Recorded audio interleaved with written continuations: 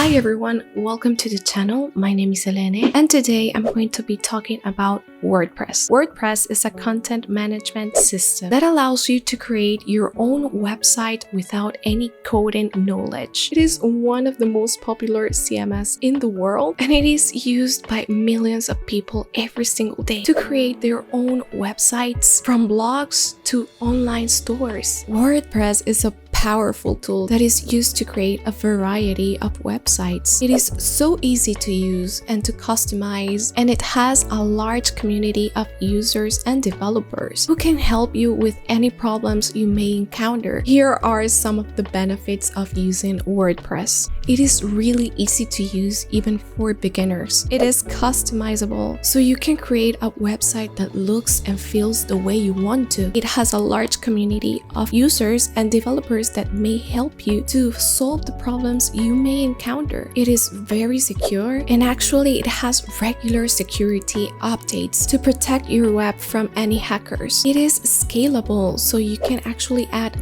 more features to your website whenever you want to.